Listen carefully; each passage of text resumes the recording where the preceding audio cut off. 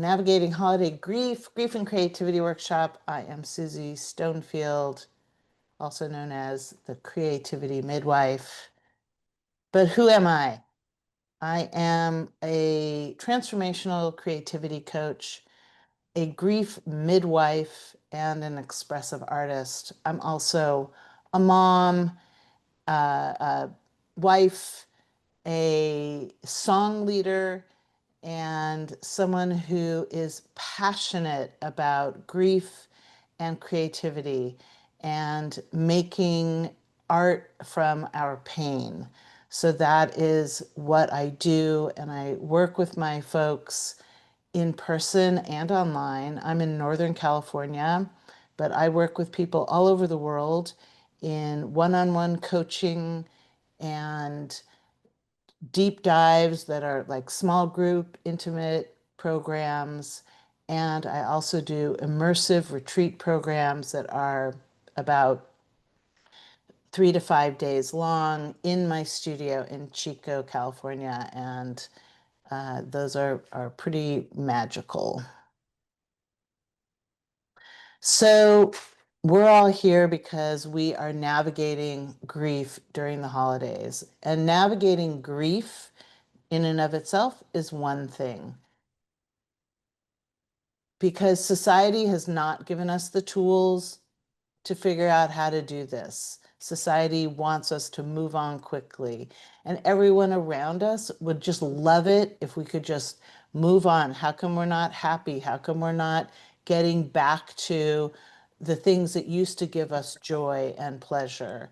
Why are we still hiding in our beds with the covers over our heads? Why do we not want to participate in the activities that we've always loved? It makes other people uncomfortable to see us in grief because they don't actually know what to do with us because society gave them no tools to know how to hold grief for us. And probably they're not holding their own grief very easily as well. But so here we are. Grief is just such a hard thing, and we don't really know what to do with our grief.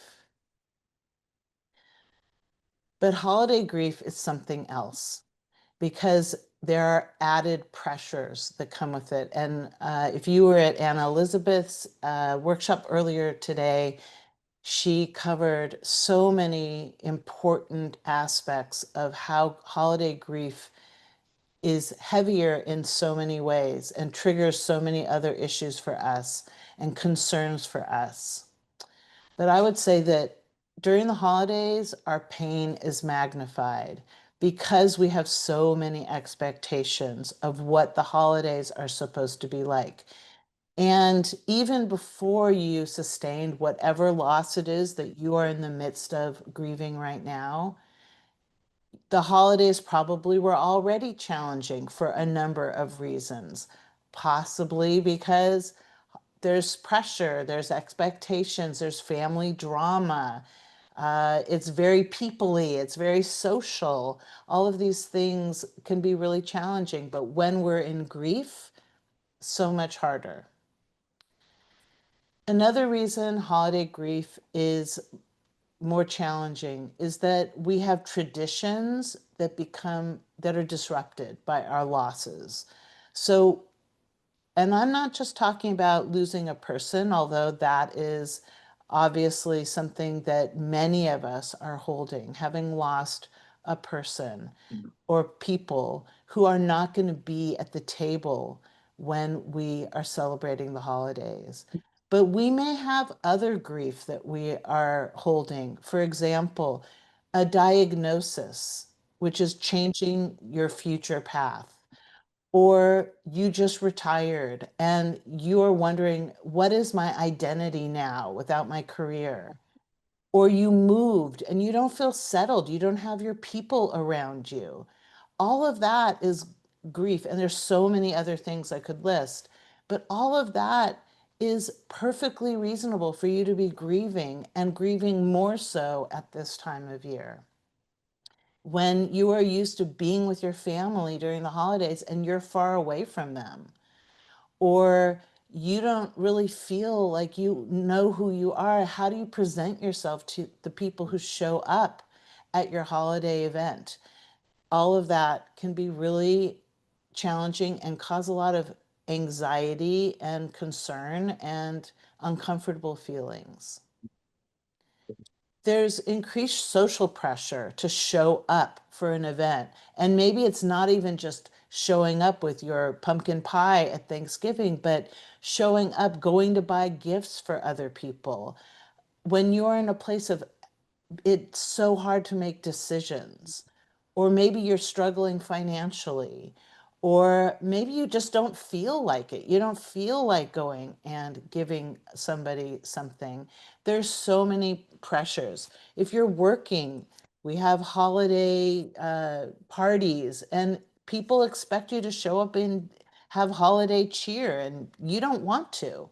So there's pressure to be showing up in the world in ways that just don't feel right. And that makes the holidays so much harder with the grief you're holding. And then, of course, the empty chairs and the tender reminders, the ornaments you put on your tree, the people who aren't going to be there at your holiday event. It's not only that you hold the grief that you're feeling for these folks all the time, it's that it's really going to be right in your face during the holiday experience. And all of that is something that we are holding at this time of year. But for me, I really believe that creativity and grief are great partners. And just from this image, you can see how words can get at what we're feeling to a certain degree, but images can get us even farther. And sometimes it's just a scribble on the page, but it might be a picture of an eye with tears pouring out of it, creating an ocean of our tears, or a broken heart being held tenderly in our hands. Those images can really tell a lot, and creating images and creating can really help us feel into our feelings and acknowledge and honor how we're feeling. So what I teach is what I call no rules creativity. And no rules creativity allows us to express through color, marks, imagery, and texture what words just don't quite get at. Also, no rules creativity, especially the way I teach it, is focused on process over product. In other words, it's about the making of the art. It's not about the art at the end of it. We're not making a painting. We're not making sure we're doing something beautiful that hangs on the wall and goes with our couch. We are just using art supplies to express ourselves. And being focused on the process keeps us focused on the moment that we're in, not on anything else. It's really just about right now how I'm feeling. So, grief and creativity are great partners because creativity is creation. When we are creating something, it is like breathing life into something. And even if that's a piece of paper and a crayon on the page, we are creating and it feels life affirming. Someone shared this with me recently. What if creativity is how your soul breathes? And I love that. Actually, Amanda shared that with me, that someone she was working with shared that at a retreat they were giving. And that is such a powerful idea, just to hold that. What if creativity is how our souls breathe? And for me, I can say creativity is my navigation system. Creativity is how I find myself, my heart, and it's how I find my way back to myself when I have lost contact with who I am. And grief, while grief shuts us down, creativity gives us a spark of life. And so that's also a way that grief and creativity become powerful partners, because grief keeps us from wanting to engage, but creativity is engaging. And if you can just do one step, you can just start, just dive into a little bit of creativity, you can start to feel yourself again. But what's really important is that you have to give yourself permission. So when we give ourselves permission, we are doing a radical act of taking control of our lives. It's sort of like what Anna Elizabeth was talking about with self-care. When we give ourselves permission to take care of ourselves, then we are able to transform our experience in the world. Even baby steps makes a difference. So when we're giving ourselves permission to be creative, to play with art supplies, to feel our feelings, and to not be concerned about the outcome because it's not art, we are giving ourselves permission to engage and to be present in our lives. And that's when that spark happens. So today's plan is I'm going to be doing a grounding meditation to help you get out of your head and into your body. And then we are going to get out of our heads into our hearts and onto the page. The first thing I'm going to ask you to do, and I'm going to have a slide that has all three of the steps. There are only 3 steps to this work. I'm going to have a slide with just those, but for right now, I'm going to go into it a little deeper. The first thing is to find yourself on the page. So that will be making a mark, using an image, drawing a shape that signifies you, that symbolizes you.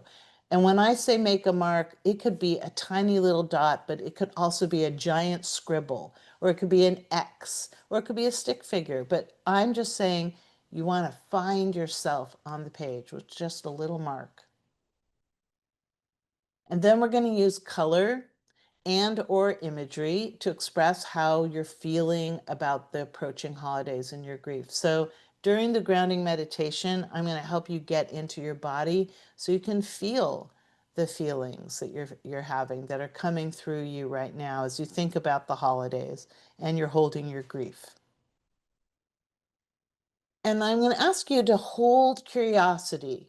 So be curious, be open, and don't judge what is coming up.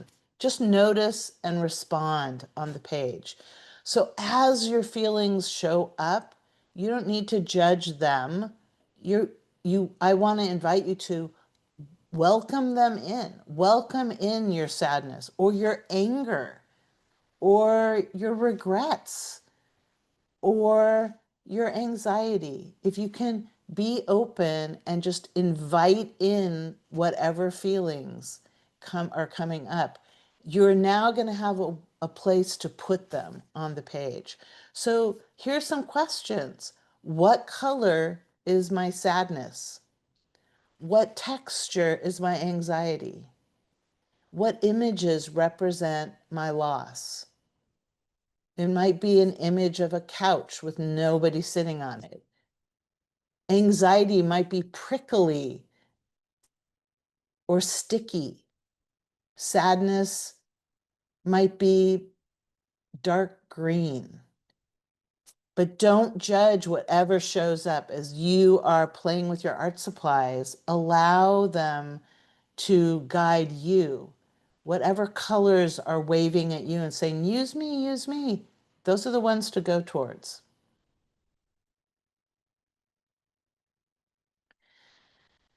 And then the third part of this process is to add words, because it's not that we can't use words, but we're not going to it's not all about the words. But you might have thoughts you want to add. You might want to journal on the page.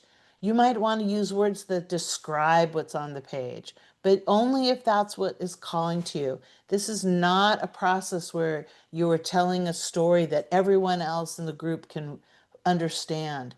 You're just going to be in your process, following what shows up and allowing it to just be. Scribbles can just be scribbles. You don't have to understand what's showing up, and neither does anybody else who's in this room. You might want to put a headline or a title on the page. And I'm going to invite you to notice, how are you feeling in your body as you're doing this? What are the thoughts running through your mind? How is your inner critic trying to keep you in line, hold you back, and keep you safe? And safe means not feeling your hard to hold emotions. So the inner critic often is going to intervene to try to keep you from going to places that feel unsafe. And some of that might also be, if you are not someone who feels confident about being an artist, then your inner critic may hold you back because what you're doing doesn't look artistic enough. Or if you are a perfectionist, your inner critic is going to keep judging what you're doing because it's not perfect enough.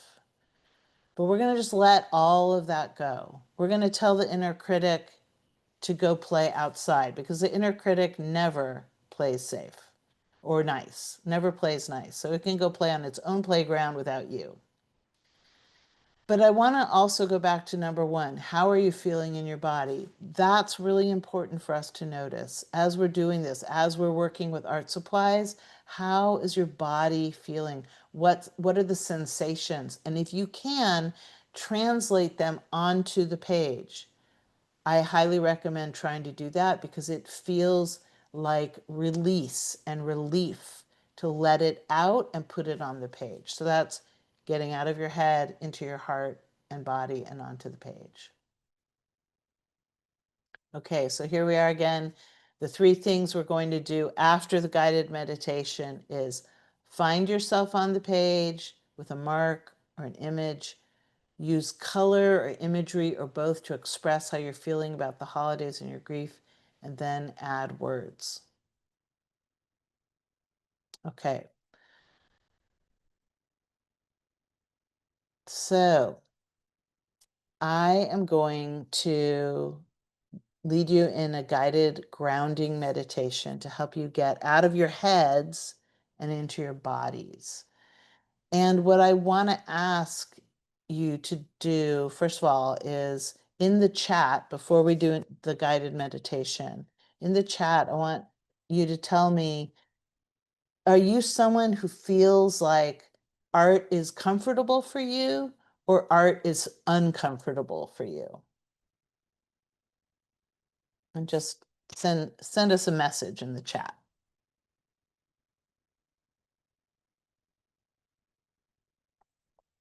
All right. Got some folks who love art, which makes me understand why you showed up today, of course, for this program.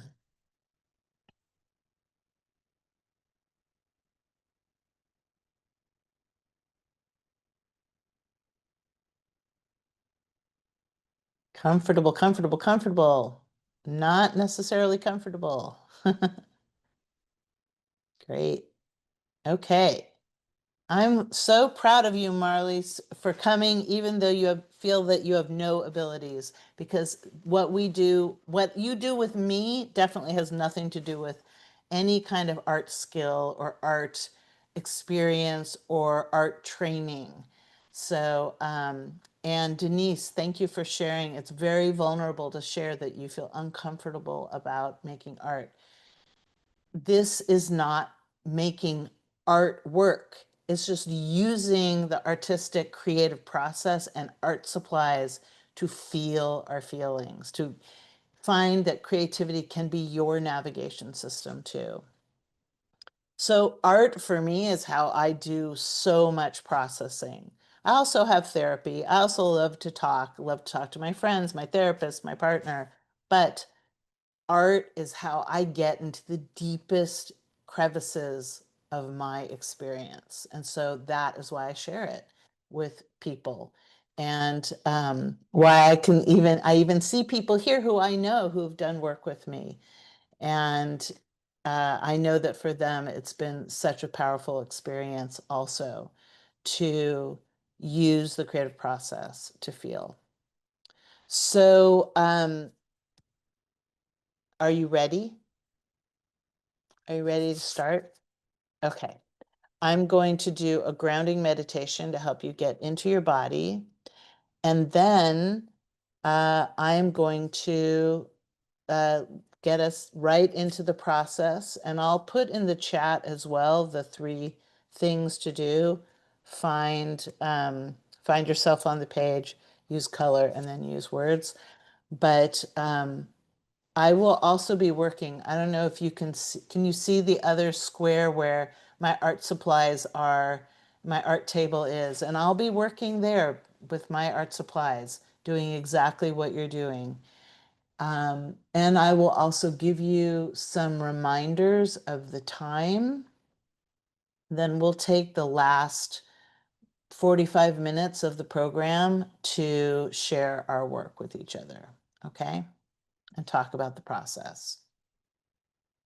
All right. So I invite you to get comfortable in your chair or wherever you are, and to close your eyes or put them in a gentle gaze in front of you.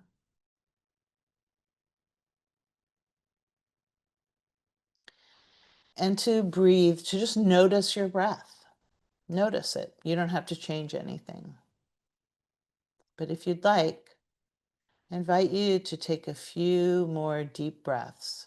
Slow it down and pause at the beginning and at the end of each inhale and exhale.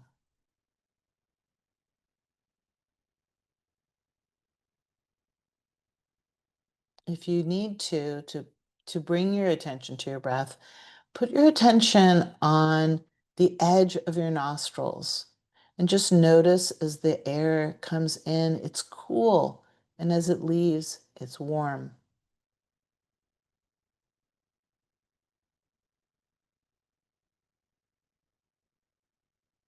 You may notice your heart beating. That's fine. That's good.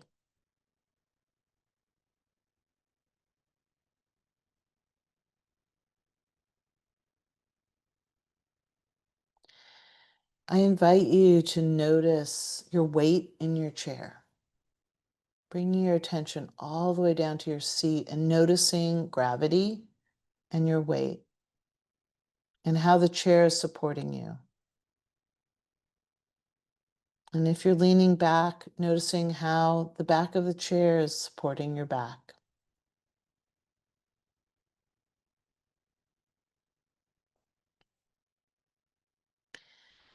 If you are caught in thoughts, I invite you to gently bring your attention back to your body and your breath.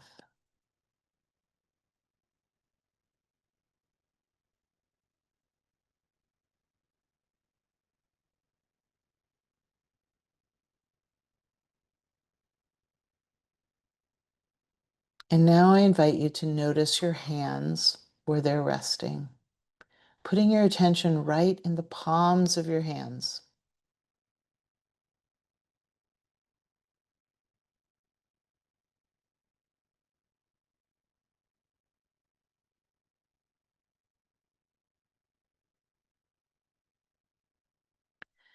And now I invite you to notice the soles of your feet, wherever they are, just putting your attention right there in the soles of your feet. And if you still feel like your thoughts are trying to distract you, acknowledge that they are there, and then bring your attention back to your body and your weight in the chair. And now I invite you to go a little deeper with your breathing,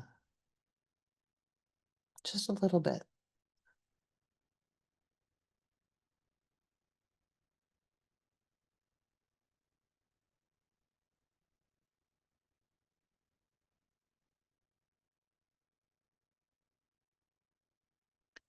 And I invite you to think of your body and your breathing as a wave.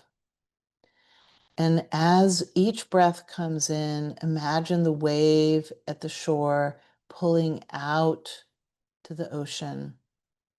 And as you exhale, that's the wave coming back to the shore.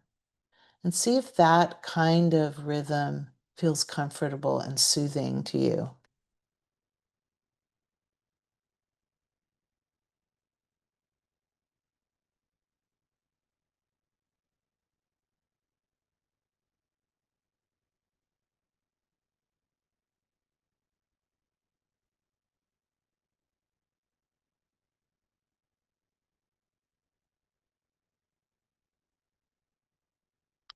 Now I invite you to notice any places of tension in your body.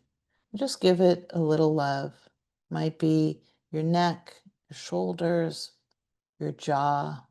Wherever you notice it, breathe into those spaces and see if you can find any kind of relief or release.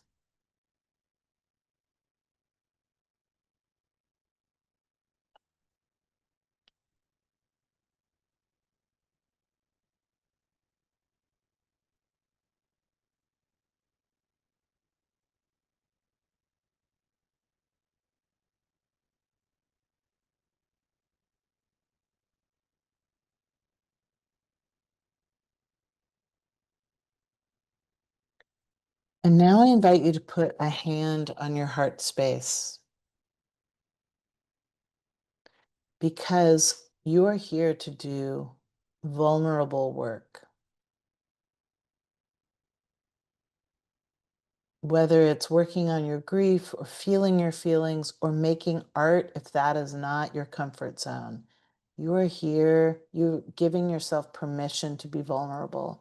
So if you put your hand on your heart space, that's a way to give yourself a hug, to remind yourself you don't have to do anything that doesn't feel right to you.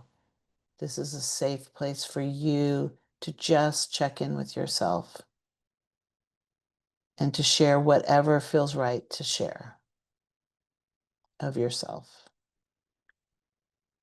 And now I invite you to take a few more deep breaths.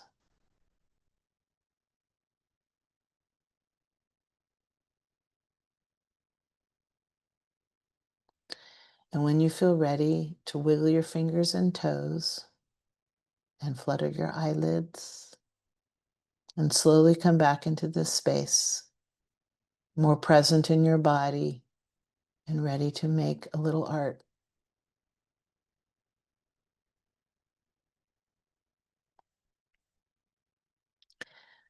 We have about 55 minutes to work,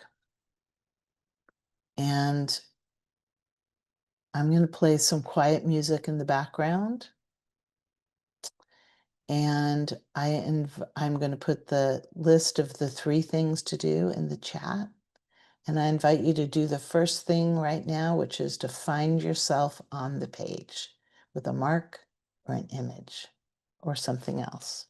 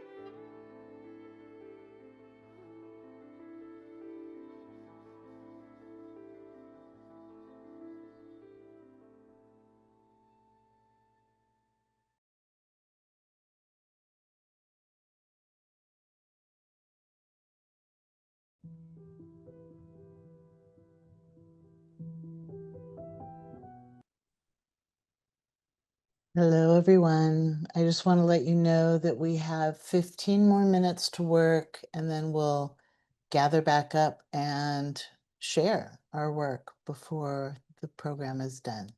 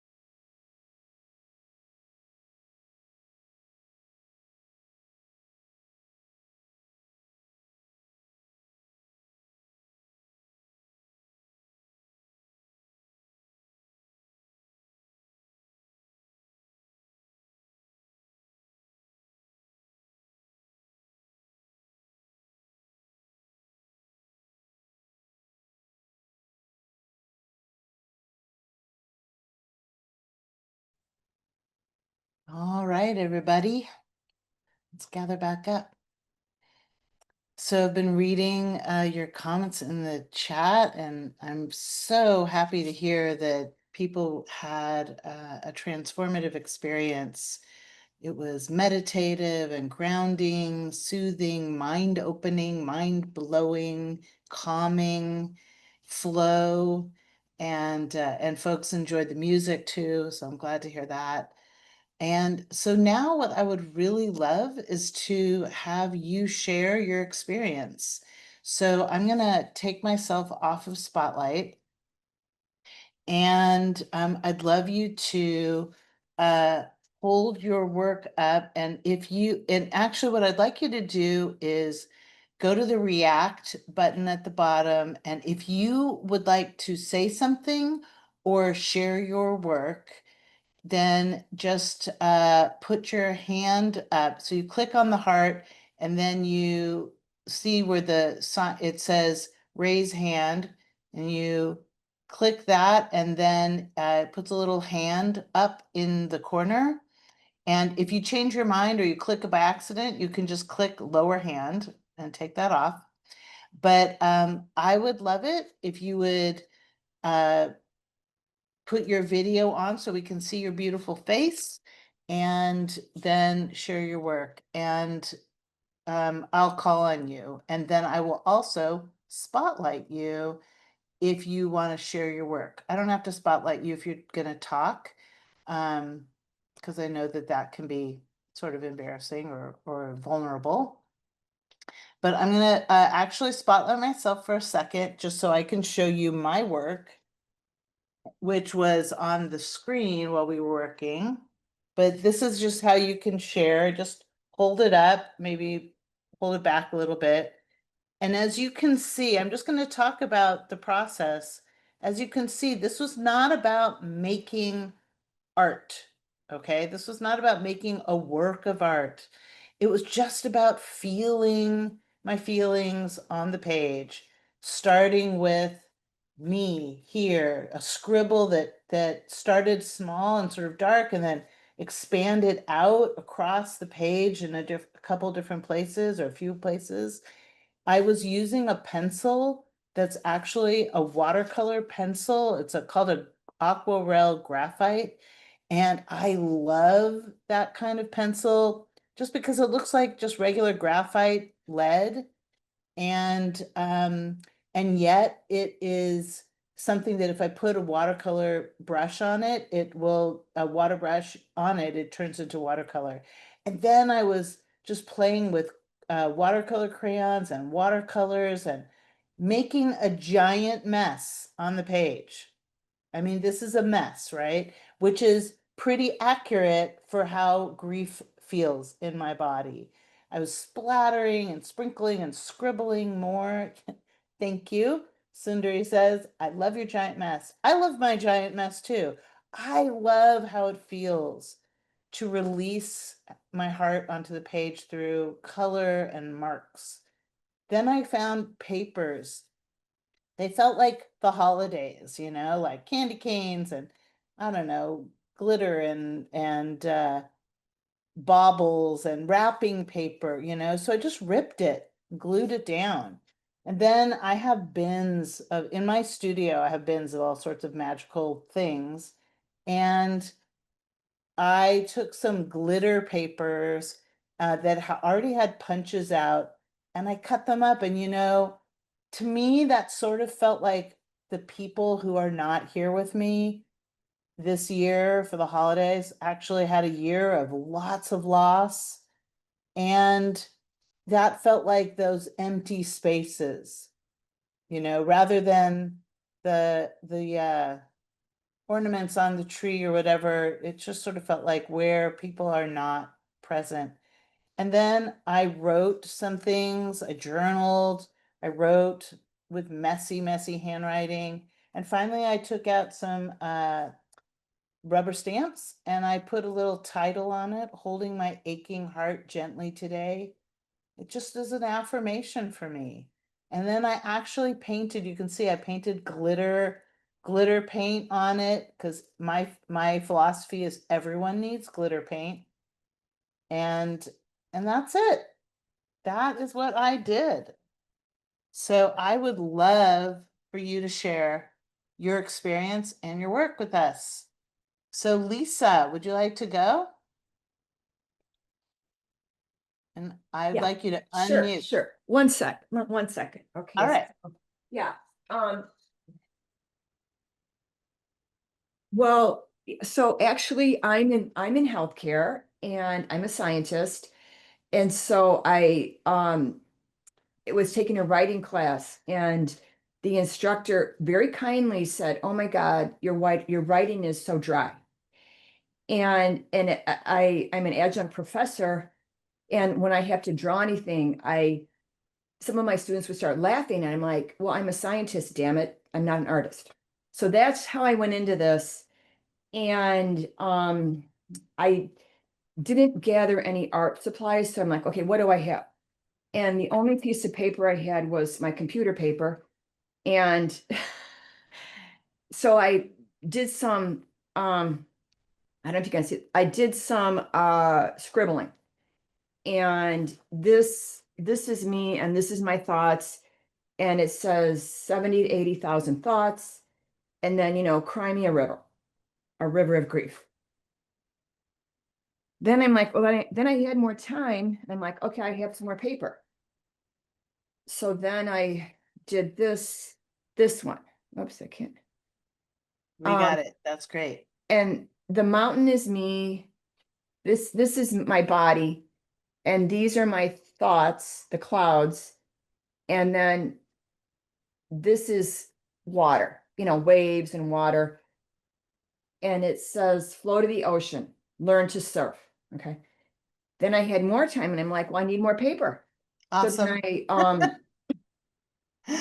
I taped together some of my legal paper. And Yeah. this is me. And I'm I was gonna say an icicle, but I'm an iceberg. Mm. And some of my friends are like, "Oh, Lisa, you're so funny and fun." I mean, these are like guy friends of mine. They're like, "I bet your husband has a great time at home." Like fun.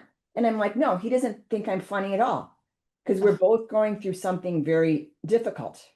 So above the water, I'm like, calm, and this is my lipstick, whatever, like that my lipstick and whatever. And then under the water, I have a broken heart. Yeah. Yes. Thank you so much for sharing, Lisa. Thank you so much for sharing. One thing I forgot to say is that in my studio, Kleenex is just as important as paint. You absolutely need to have a box of Kleenex nearby because this work goes directly to your heart. And I really appreciate what Lisa shared. You know, it just shows you don't need to have any kind of fancy art supplies for this to be a powerful experience. So really appreciate that. Thank you, Lisa. Nancy, would you like to share? Sure. And before I go, I just want to give a little hand on my heart to Lisa, because I definitely feel that iceberg kind of thing too. From the here up, we all look normal and fine, like nothing's going wrong, but under here, not so much. So I just want to honor that a lot. Absolutely. So I do yoga for grief here in Dallas, and I signed up for this day hoping to get some ideas because I am offering a yoga for grief holiday edition, and I just feel like a great big fraud because I hate the holidays so much. But anyway, my kid died about 7 years ago, and have had this little picture cut out for quite a long time because it reminded me a lot of her when she was a kid. But when you said at the beginning to kind of put ourselves at the center, I thought, you know what, maybe that's me as a kid too, because my father died when I was 6. And I tell people that he died and we never talked about him again, which is not very far from true. And so these yoga for grief things have given me an avenue to talk about that and also talk about my daughter. So she was in the center here. And then at first this was a road. And then I decided it should probably be more like a river. This was the second guy that I cut out. And I just kept thinking, you know, what is he looking at in his hands? And then, so Seek and Ye Shall Find came to me. And then I just could not stop finding pictures of people's hands. And I have no idea what this is about. I don't know if this is like me offering a hand to someone else, or if it's somebody, all the people that have given me a hand over the course of my lifetime. But when I started looking for hands, I found a lot of them. So, this is not finished, obviously, but I'm just curious where this exploration of hands might take me in the future. And I do a lot of, like, in my classes, I'll offer a mudra at the beginning of the class and things like that. So anyway, that's mine. And I'll keep working on it. Thank you for sharing that, Nancy. That's, you know, the serendipity of finding all of those images with hands is something that I've experienced a lot, you know, finding something like suddenly it starts flowing towards you, whatever you open, you see something. And what I really invite you to do is just keep that piece out and let it talk to you. And as you go through your day, things might show up in your mind and heart that make it make sense. Like, oh, I think that's what this means. Or maybe it wants to write you a letter, and you can use your non-dominant hand and write back and forth with your art. And but just thank you so much for sharing it and for being so open to the process. I'm inspired by that. Thank you. Would anyone else like to share?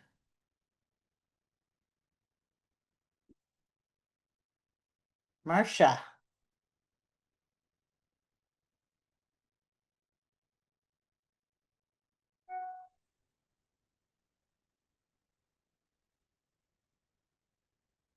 Well,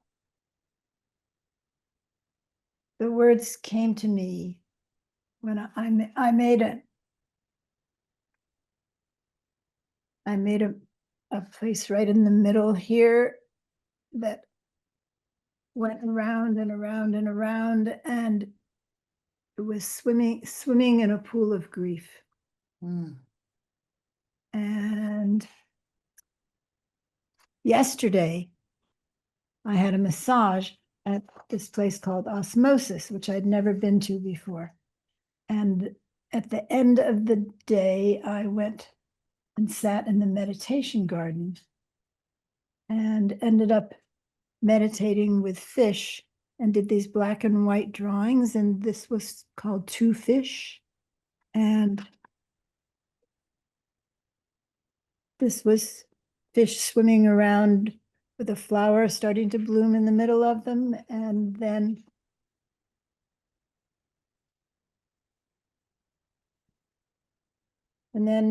I got to hear, but I remembered this experience of being at this place, and on one side there was this dark fish just lying still in the water, not moving. And I began to feel like today, when I thought about this, that this is how I'd been for a long time after having the grief of losing my husband and my mother in a short time, and many other friends, and just being alone, away from all the activity, and finally having like a little life coming into me and a little color, but still being very still and on the outside of everything.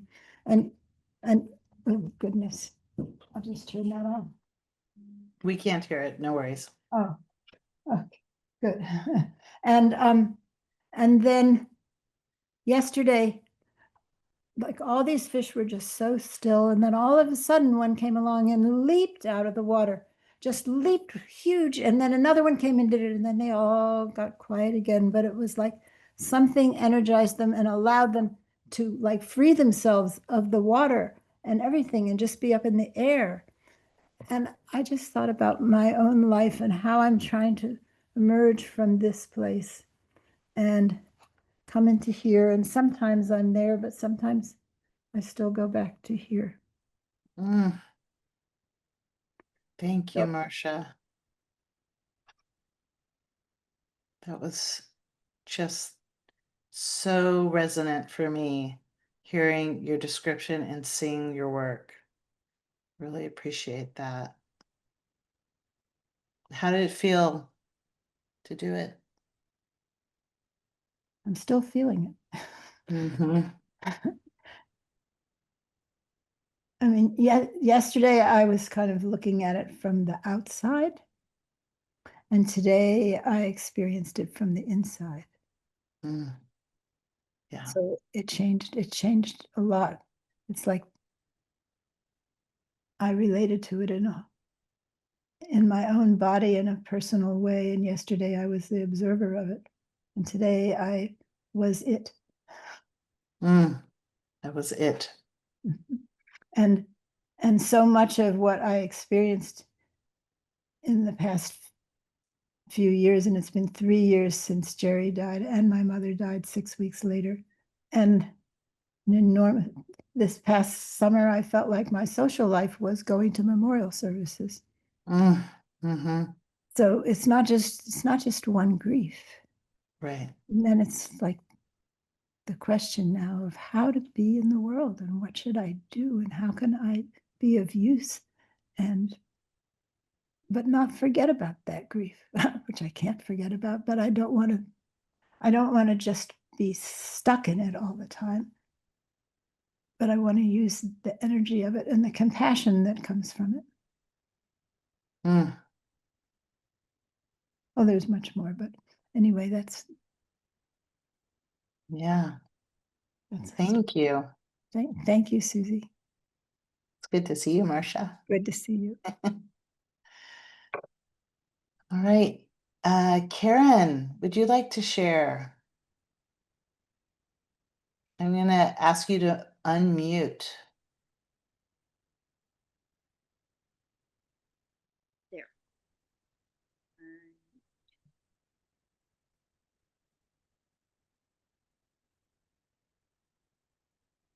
So this is what I drew, and it started with the colors in the middle,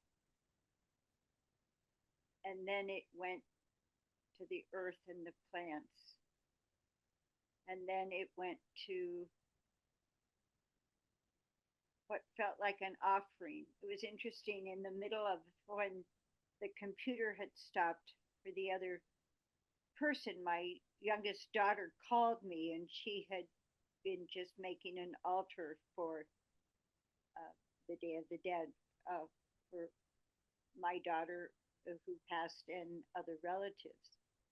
And we talked some. And so the blanket is an offering of water and bread and marigolds. And the words that came was I couldn't put people in, was the waiting, an offering and waiting and hope for my daughter and her passing and love. And then what came with the words, which that ended up representing my daughter, was light and healing and safe and love. And I just feel as though she's moved forward in her journey farther than I'm still holding on to the suffering that she was experiencing while she was here. Mm. And but that she's moved on, and I'm not quite ready to be sitting at the offering table, but clearly I've prepared it. Mm. So it feels like movement, and it felt very healing to do the drawing. Mm. It just, it really came out of itself. Wonderful. So thank you. Thank you for sharing. Thank you for sharing your experience and your work. What you expressed of preparing something that you're not quite ready for for the doing, for the next step, Right. felt really powerful to me. And I think that probably resonates with a lot of people, that feeling of like we sort of know what the next step is, and we can get things ready for it, but not have to arrive there yet. We'll arrive there when we're ready for it. Right. And what was interesting is during the time I was talking to my daughter, she was saying she practices this every year. And she said, well, today is the day for Larissa because she died alone. And today is the day for those who died alone. Mm. And it just felt so perfect that it was during the time when the woman's computer stopped. Yeah. Called me from San Francisco and we had a chance to connect. And I actually took the day off work so I could actually talk to her. Aw, So great. beautiful. So thank you. Oh, you're welcome. Thank you so much, deeply. Does anyone else want to share? Marjorie. Okay. You'll forgive me, I'm in my pajamas. I'm on the West Coast. This is what I did. I'm grieving both of my parents who died in November, a year apart, 19 and 20 years ago. So I started with my blue eye because I'm the only one of my husband and kids that has blue eyes, and I have a Siberian Husky with blue eyes who's transitioning. She's 17 and a half, which is pretty amazing. So I wrote a note to my parents to take care of her when she comes and let her meet the other two dogs that we had over the years, and I'll come back there soon. So I started with like a tornado.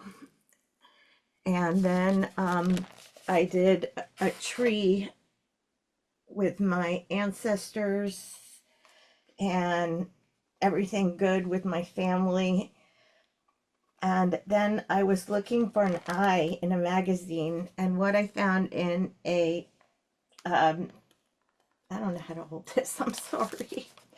I found in a decorating magazine, Seeing the Light, and look what the lights are shaped like, tears. Mm. That was just a coincidence. So Mm. that made me feel a lot better. Oh, so good. Thank you, Thank Marjorie. you. Thank you for sharing your process, your story, and your work. I appreciate it.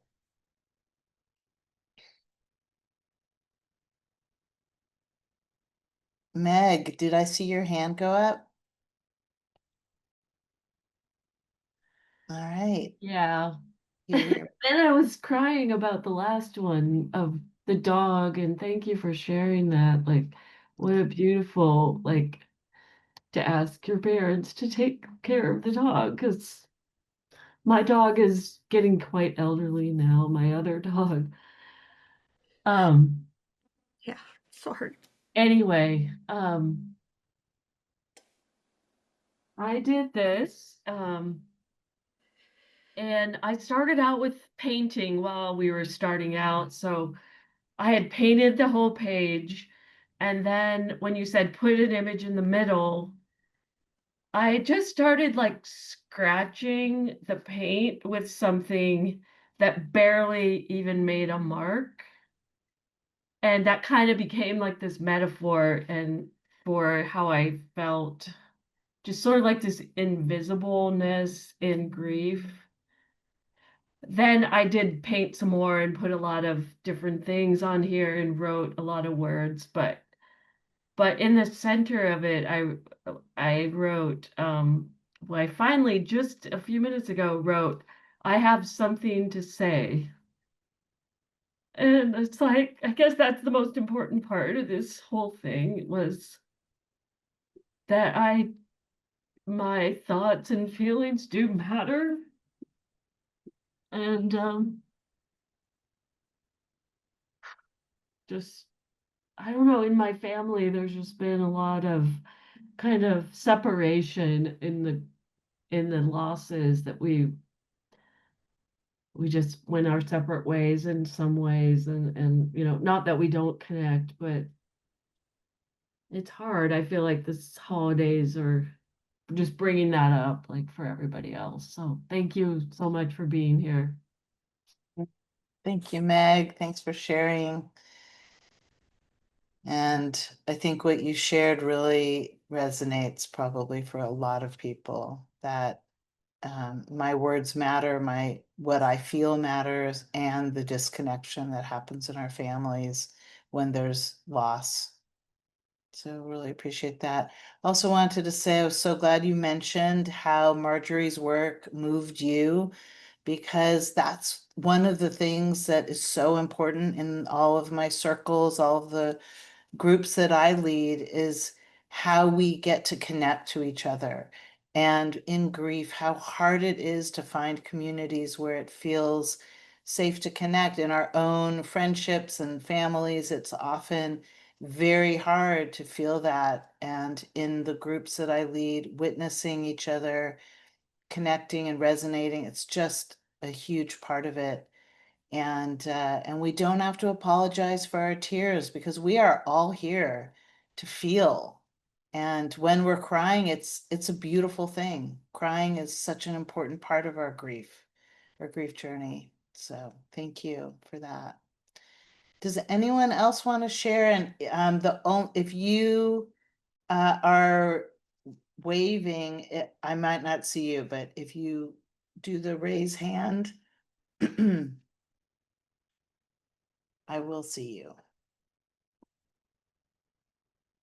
All right. So what I'd like to do is just talk to you for a minute about the ways that you can connect with me again in the future, if you would like. So I work with folks one-on-one. I do one-on-one grief coaching, creativity coaching, and we can do that online, or we can do that in person if you happen to be in Northern California. It's a beautiful, deep process to do one-on-one coaching, because it's very responsive to exactly where you are in your grief journey. And it's all through talking and then diving into your creative process, exactly like we just did. And thank you, Elrisi. She just dropped a link to book a discovery call in the chat. And a discovery call is not a sales pitch. A discovery call is an opportunity for you to tell me your story, for me to do deep, generous listening with you, to reflect back to you what I have heard you say, for you to hear your story told back to you in a way where you get to really hear your truth. Sometimes it's hard to step out of ourselves enough to even put all of the dots together. And that's something that happens in a discovery call. And then it's an opportunity for you to hear about the way I work with folks and what might be a good fit for you. So I highly recommend scheduling a discovery call. So one-on-one coaching. The second way to work with me is doing a deep dive program, which is a 10-week online program where we go through a very carefully cultivated journey of exploring a topic. My next deep dive that's coming up is in February, and it's called The Way of Transition, and it's about moving from one place in your life to the next place. And grief is always a part of transitions. We have to grieve what is ending, even as we move into a new stage that might be full of joy and excitement.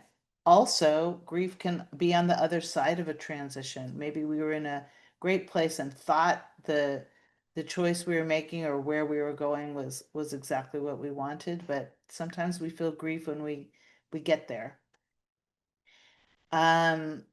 So that's one deep dive. And in June, I'll be doing my very specific grief program called the Geography of Grief. So you could find out more about that. And then the third way to work with me is to come to a retreat here in my studio in California. And I have a retreat at the new year. It starts on January 3rd. And it is called the Rekindle Retreat. And it is art journaling, community, generous listening, witnessing, nourishing, delicious food, lots and lots of great creative time. We'll be doing vision boards and dream boxes and inspiration word cards, art journaling, so many different things because we'll have 5 days of retreat. So if any of those things sound interesting to you, I invite you to book a discovery call and talk to me more about it. But also just hop on over to my website, unfoldart.com. Check out my blog. I have free videos. I have lots of different resources for you. I've talked on numerous podcasts. And so you can click on all sorts of links if you go to my website. All right.